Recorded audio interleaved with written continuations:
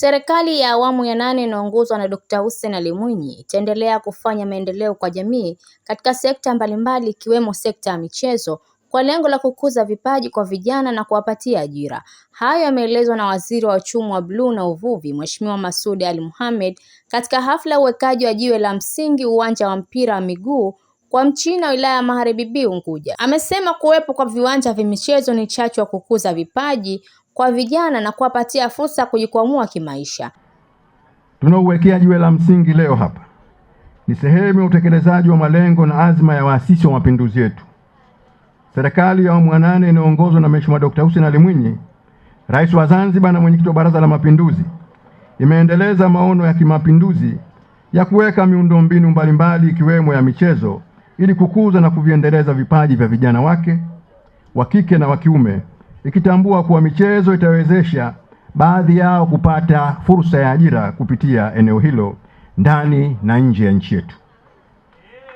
Ndugu wananchi, serikali imeendelea kutekeleza mradi mkubwa wa ujenzi wa viwanja 17 vya michezo katika visiwa vya Unguja na Pemba, ambapo baadhi ya viwanja hivyo tayari vimekamilika na vingine vipo katika hatua mbalimbali za ujenzi.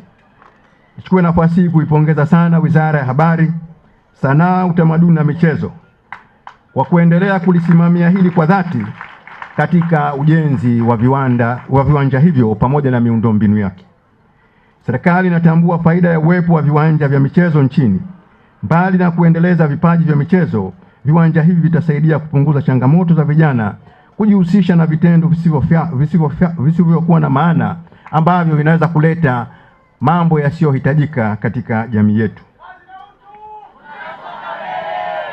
Ndugu wananchi, kwa upande wa kiuchumi, matumizi ya viwanja vya michezo yanaweza kuwa chanzo muhimu cha mapato. Viwanja vinaweza kutumika kuandaa mashindano mbalimbali, ligi za wilaya, mikoa, kanda pamoja na za kitaifa, matamasha mbalimbali ambayo yote yana maana makubwa katika nchi yetu.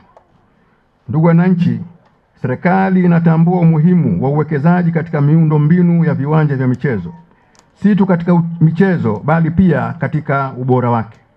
Na ndio maana miradi kama hii inazingatia viwango vinavyokubalika kitaifa na kimataifa ili viwanja viweze kutumika kwa muda mrefu na kuhudumia shughuli mbalimbali za michezo na hata za kijamii kwa ufanisi. Ndugu wananchi, sambamba na uwekaji wa miundombinu, serikali inaendelea kuhamasisha uwekezaji katika uendeshaji wa viwanja vya michezo. Uendeshaji bora unahakikisha viwanja vinatunzwa, vinatumika kikamilifu na vinazalisha mapato. Ushirikiano kati ya serikali, sekta binafsi na wadau wa michezo ni muhimu katika kufanikisha jambo hili. Kupitia ushirikiano huo, serikali kwa kushirikiana na wadau mbalimbali wa michezo imeandaa na itaendelea kutekeleza programu nyingi za michezo zitakazowafikia wananchi, hususan vijana. Programu hizo ni pamoja na ligi za vijana, mashindano ya shule, akademia za michezo na mafunzo ya waamuzi pamoja na wakufunzi kwa maana ya makocha. Programu hizi zinalenga kuhakikisha kuwa michezo inakuwa jumuishi, inayowagusa jamii ya watu wote ikiwemo wanawake, watoto na watu wenye mahitaji maalum. Ili kila mwananchi apate fursa ya kushiriki na kunufaika na michezo, serikali inaamini kuwa michezo ni haki ya kila mmoja na ni nguzo muhimu ya maendeleo ya rasilimali watu. Ndugu wananchi, naomba nitumie fursa hii kuwahimiza wananchi wa wilaya ya Magharibi B kuilinda na kuitunza miundombinu hii itakapokamilika. Kiwanja hiki ni mali ya umma na mafanikio yake yatategemea kwa kiasi kikubwa ushirikiano wa wananchi, viongozi na wadau wa michezo katika kutumia kwa malengo yaliyokusudiwa. Akitoa maelezo mafupi ya kitaalamu ya ujenzi wa mradi huo, Katibu Mkuu Wizara ya Habari, Sanaa, Utamaduni na Michezo Zanzibar, Matar Zahor Masud, ameeleza mradi huo umejengwa kwa ufanisi na weledi. Pia katika mradi huo umeweza kugharimu jumla ya dola milioni 2.2, fedha za Kimarekani zilizotolewa na Serikali ya Mapinduzi ya Zanzibar. Mradi huu unatekelezwa na Wizara ya Habari, Sanaa, Utamaduni na Michezo chini ya usimamizi wa mshauri elekezi kampuni ya kizalendo ya AE&Q Consultant Limited.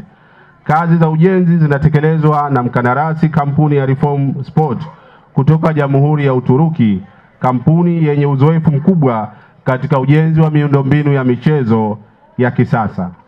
Ushirikiano uliopo kati ya Wizara ya Habari, mshauri elekezi na mkandarasi umejengwa juu ya msingi wa uwazi, weledi na uwajibikaji, hali inayotoa imani kubwa juu ya utekelezaji bora wa mradi huu kwa viwango vinavyokubalika kitaifa na kimataifa.